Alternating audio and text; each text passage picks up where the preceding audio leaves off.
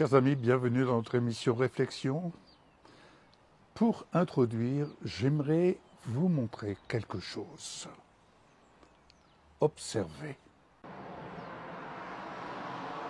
Vous pouvez vous rendre compte que nous sommes dans le brouillard. C'est dire que sur les routes, eh bien, il y a une visibilité qui s'est amoindrie. Manque de visibilité pour les automobilistes. Et si nous faisions cette comparaison avec notre vie chrétienne, c'est-à-dire, quand je parle de la vie chrétienne, c'est pas simplement de dire je crois, c'est pas simplement de lire la parole, tout cela c'est très bien, mais la vie chrétienne est un mode de vie. Un mode de vie qui nous permet de connaître Jésus dans notre vie, dans notre relation avec lui, et connaître Jésus pour le connaître. Eh bien, il faut apprendre à mettre en pratique ce qu'il nous recommande de mettre en pratique. Et ce qu'il nous recommande de mettre en pratique, c'est une grâce que Dieu nous accorde dans notre union avec Jésus.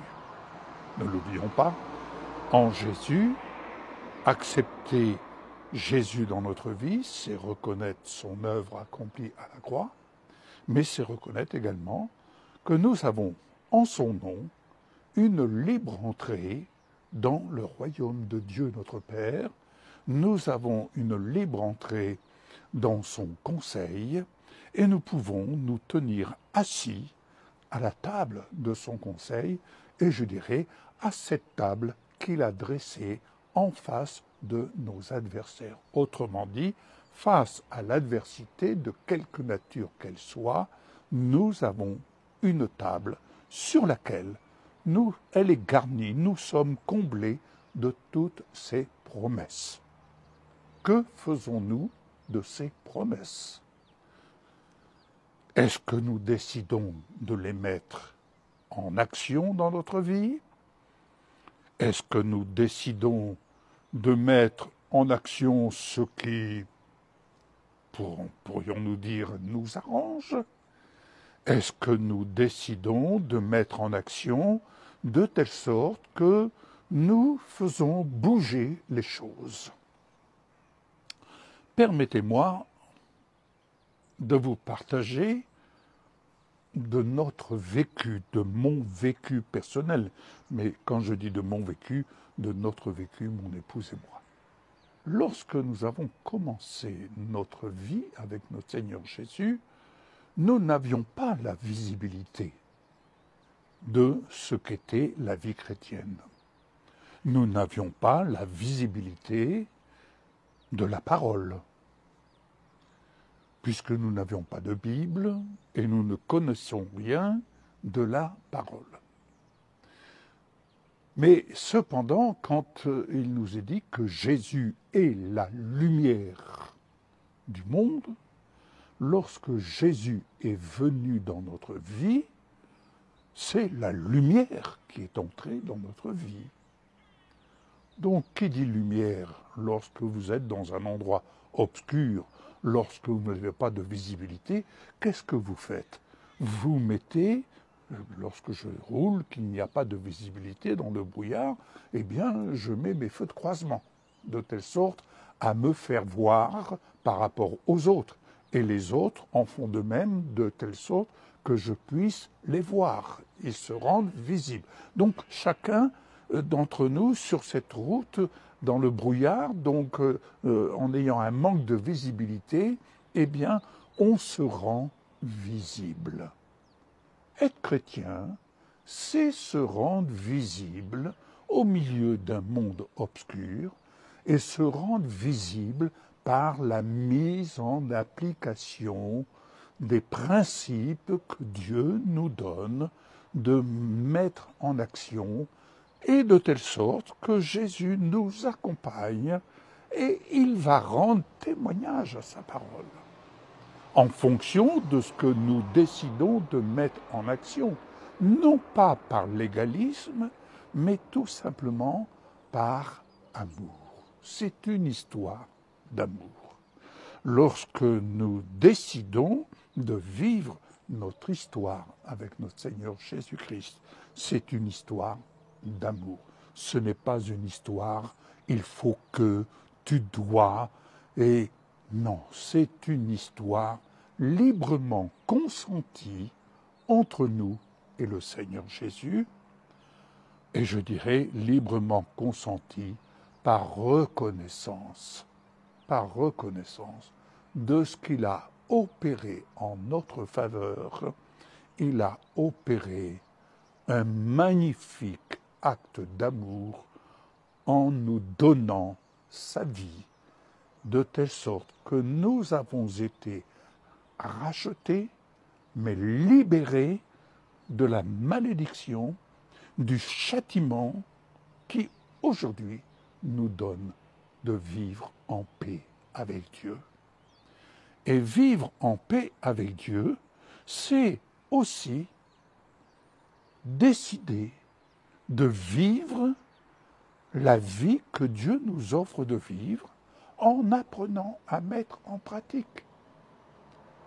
Nous sommes des disciples. Nous nous disons disciples de Jésus, mais disciples de Jésus, c'est se montrer visible.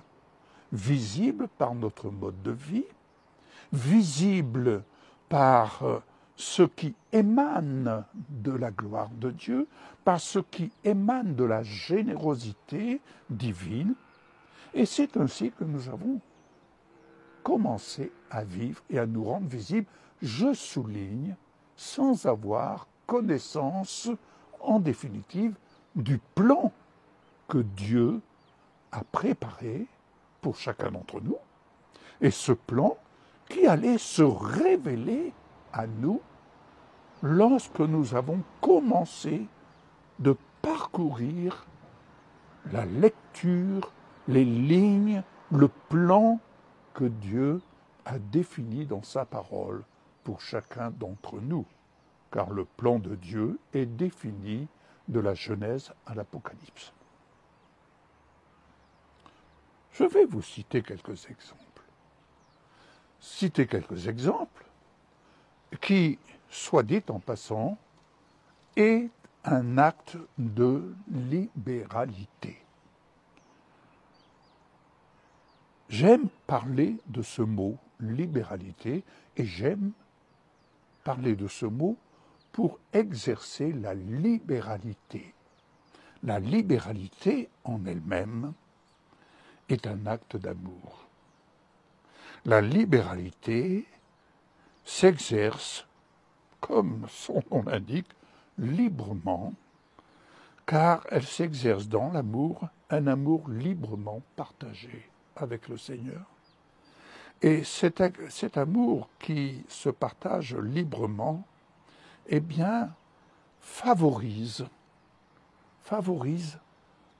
je dirais, le fait d'ensemencer, favorise vraiment l'œuvre de l'Esprit, parce que l'Esprit de Dieu devient vraiment notre instructeur, notre conseiller, et il est celui qui nous inspire, qui nous donne la clairvoyance et qui nous donne instruction, et il nous appartient donc d'être ouvriers avec le Saint-Esprit. C'est ainsi que, dans les premiers jours de notre vie, au sein d'une petite communauté chrétienne dans laquelle nous nous sommes intégrés, nous ne connaissions rien de la libéralité ni de l'offrande. Ce que nous connaissions, c'était ce que nous avions appris, ce que nous avions vu dans les religions, quelles qu'elles soient. Je me souviens d'une réflexion que mon père me faisait lorsque j'étais jeune homme. Mon père me disait toujours, c'est tout de même dommage de voir des personnes aller s'acheter un paquet de cigarettes ou aller jouer à des jeux et le dimanche à l'église de mettre des petites pièces. Et il avait sa propre moralité. Elle était ce qu'elle était, mais elle m'a toujours, quelque part, elle m'a toujours interpellé. Il disait, si je suis capable de m'acheter un paquet de tabac, je suis capable de donner la même somme le dimanche lorsque je vais à l'église, de mettre ça dans le plateau, lorsque on fait la quête. Vous comprenez ce que... Je me disais, il est équitable. Mais toujours est-il, ce jour-là, dans cette communauté nous étions en train de chanter. Oh, on chantait les louanges de Dieu. C'était quelque chose de merveilleux. Et par des circonstances dans lesquelles je ne vais pas rentrer, ça serait trop long de vous expliquer, mais il se trouve que Michel a dû se rendre auprès de l'épouse du pasteur et ils avaient un enfant en bas âge. Et lorsque Michel est arrivé auprès de notre sœur, elle a vu notre sœur en train de nourrir son enfant avec des miettes de pain dans un peu de lait.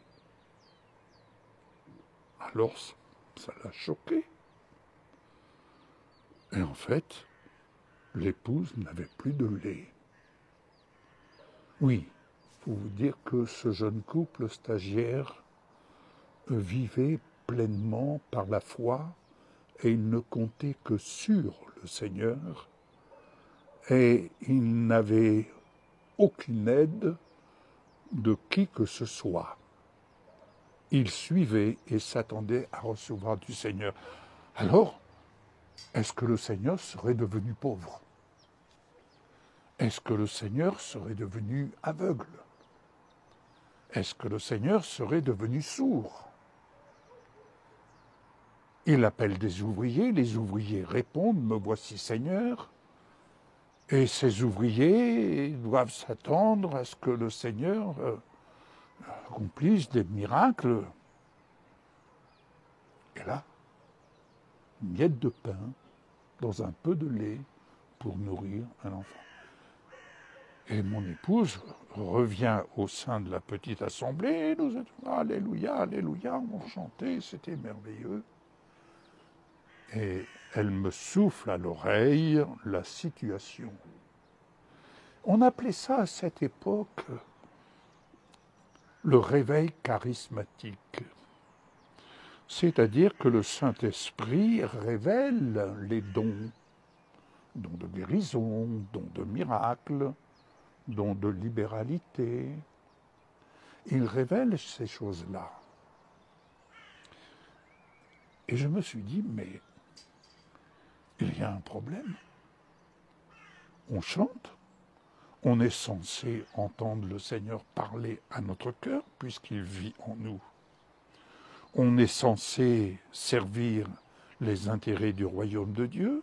On est censé dire Amen et nous réjouir d'avoir son serviteur et sa servante qui sont là 24 heures sur 24 pour servir, pour prier, pour encourager le peuple de Dieu à progresser, pour le salut des âmes également, bref. Et voilà que cette maman, elle donnait des miettes de pain dans un peu de lait à son enfant. Vous avouerez que nous avons été interpellés.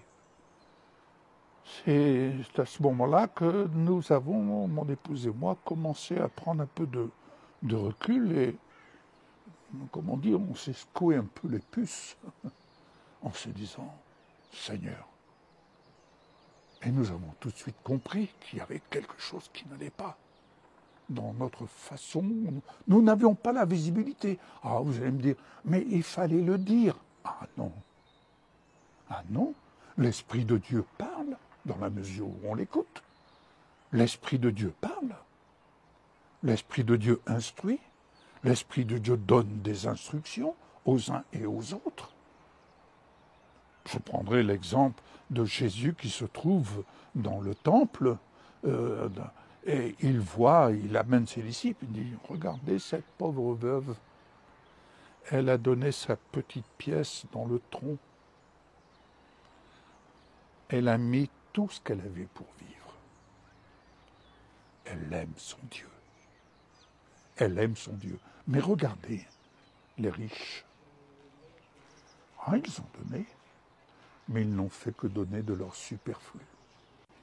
Je peux vous assurer, bien-aimés, que ce jour-là, le Seigneur nous a ouvert les yeux. Nous avons vu dans l'obscurité le sens de notre responsabilité et surtout de notre engagement à dire « Seigneur Jésus, merci de m'avoir sauvé pour faire de moi un ouvrier avec toi et de suivre l'œuvre de ton esprit et de mettre en action ce que tu nous confies de mettre en action. » Nous nous sommes empressés, à la fin de la réunion, de faire ce qu'il fallait faire afin que rien ne manque dans la maison du serviteur qui, lui, prenait la peine de nous nourrir, de nous partager la parole. D'ailleurs, ça m'a amené à, lorsque j'ai été visité tout à fait dans le premier jour, être visité par le Seigneur, et que j'avais dit, Seigneur, donne-moi du travail pour que je puisse soutenir ton serviteur afin qu'il aille porter le message. Eh bien, c'est dans les quelques jours qui ont suivi que cette histoire s'est manifestée et que là, j'ai compris, non seulement j'avais eu du travail, mais non seulement j'avais eu du travail, c'était afin de pouvoir concrétiser ce à quoi le Seigneur me destinait à concrétiser. Aujourd'hui, 47 ans après, je peux vous assurer, la vie par la foi, c'est ainsi que nous avons commencé et c'est ainsi que nous la poursuivons. Nous vivons à notre tour depuis bien des années par la foi en ne comptant que sur le Seigneur lui-même. Il est notre source, nous ne devons rien à personne, personne ne nous doit rien, mais ce que nous vivons, c'est une histoire d'amour avec notre Seigneur Jésus. Et vous, quelle est votre histoire d'amour avec notre Seigneur Jésus?